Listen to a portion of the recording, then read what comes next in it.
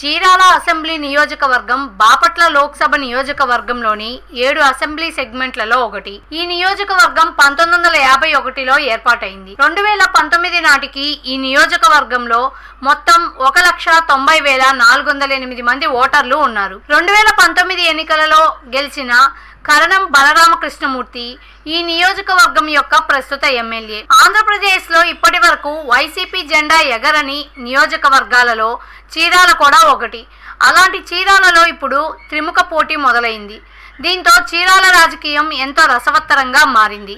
2014 ఎన్నికలలో నవోదయం పార్టీ అభ్యర్థి ఆమంచి కృష్ణమోహన్, టీడీపీ అభ్యర్థి పోతుల సునీత మరియు వైసీపీ అభ్యర్థి బాలాజీ యాదవ్పై 10,335 ఓట్ల మెజార్టీతో గెలిచారు. 2019 ఎన్నికలలో టీడీపీ అభ్యర్థి కరణం బలరామకృష్ణమూర్తి, వైసీపీ అభ్యర్థి ఆమంచి కృష్ణమోహన్పై 17,419 ఓట్ల మెజార్టీతో గెలిచారు. ఇక 2024 ఎన్నికల విషయానికి వస్తే సీన్ రివర్స్ అయింది. 2019 ఎన్నికలలో వైసీపీ విజయం సాధించకున్నా టీడీపీ ఎమ్మెల్యే కరణం బలరాంను తమ వైపు తిప్పుకోగలిగింది. ఇలా టీడీపీలో గెలిచి వైసీపీలో చేరిన సిట్టింగ్ ఎమ్మెల్యే కరణం బలరాం ఈసారి తన కొడుకు కరణం వెంకటేష్ ను చీరాల బరిలో నిలిపారు. ఇదే సమయంలో మాజీ ఎమ్మెల్యే ఆమంచి కృష్ణమోహన్ కూడా చీరాల టిక్కెట్ ఆశిస్తున్నారు.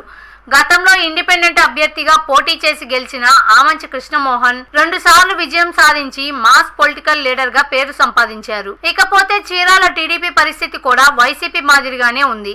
ప్రస్తుతం చీరాల ఇన్ఛార్జిగా కొనసాగుతున్న ఎంఎం కొండయ్య ఎన్నికల బరిలో దిగితే ఆయనకు పోటీ ఇచ్చేందుకు చాలా మంది ఆసక్తి చూపటంతో టీడీపీ అధిష్టానం ఎటూ తేల్చుకోలేకపోతోంది.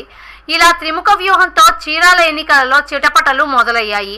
మరి విజయం ఎవరిని వరిస్తుందో తెలియాలంటే కొద్ది రోజులు ఆగక తప్పదు. ప్రజాస్వామ్యం వర్ధిల్లాలన్నా, మన జీవితాలు తలరాతలు మారాలన్నా అది కేవలం ఒక్క ఓటుతోనే సాధ్యం. మనం వేసే ఓటు మన భవిష్యత్తును, రాబోయే తరాల మనుగడను నిర్ణయిస్తుంది. అంతేకాదు మన ఓటుతోనే నవ సమాజం నిర్మితమవుతుంది, ఇంకా దేశ దిశ దశను మారుస్తుంది. ఓటు అనే 2 అక్షరాల పదం దేశ చరిత్రనే మార్చేస్తుంది. కేంద్ర ప్రభుత్వం జనవరి 25ను జాతీయ ఓటర్ల దినోత్సవంగా ప్రకటించింది. కుల, మత, ప్రాంత, లింగ, జాతి, భాష అనే భేదం లేకుండా దేశంలో నివసించే 18 సంవత్సరాలు నిండిన పౌరులు అందరికీ భారత రాజ్యాంగం ఆర్టికల్ 326 ద్వారా ఓటు హక్కును కల్పిస్తుంది. ప్రజాస్వామ్యాన్ని గౌరవించాల్సిన బాధ్యత ప్రతి పౌరుడిపై ఉంది. ప్రజాస్వామ్యానికి ఓటే పునాది. దేశ, రాష్ట్ర భవిష్యత్తును నిర్ణయించేది ఈ ఓటే. అలాంటి ఈ ఓటును డబ్బుకు, మద్యానికి అమ్ముకోకుండా